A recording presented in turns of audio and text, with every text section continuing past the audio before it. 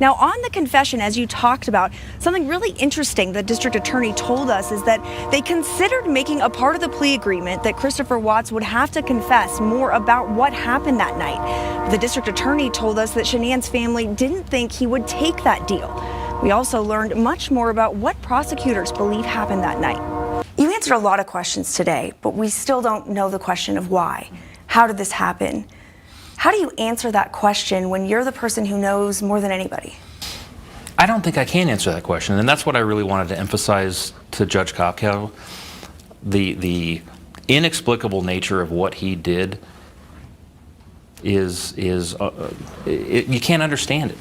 I didn't see a shred of remorse today. I didn't when he pled guilty on November 6th. I never did during the course of any of this investigation, any of the interviews with him. I think that he shed a tear for himself. I think he thought he was going to get away with it. Was justice served here today? I think justice was served in the best way we can in Colorado right now. You mentioned in court that Shanann didn't have any defensive wounds. What does that mean? What was odd or striking to me was, I think if somebody came up and put their hands around somebody's neck, the first thing a victim's going to do is grab onto the hands or the arms and try to pull them away, or scrape or claw or bite or whatever to try and get that person's hands off of their throat.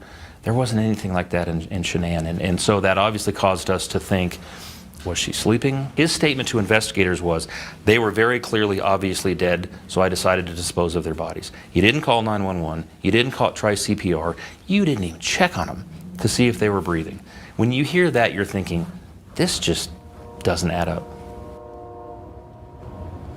Now, interestingly enough, the district attorney says that his statement was probably the strongest piece of evidence that they had, because they said that what his story was, that Shanann killed the girls and then he killed his wife in a rage, there was absolutely no evidence of that. There was no evidence of a big fight. There was no evidence of a struggle. Nothing to match up what his story was that he originally told police. For now, we're live in Greeley. I'm Jennifer Kovaleski for Denver 7. Was DA Rourke really telling reporters one day after sentencing that he was the best evidence they had against Chris Watts? Ugh, I have questions.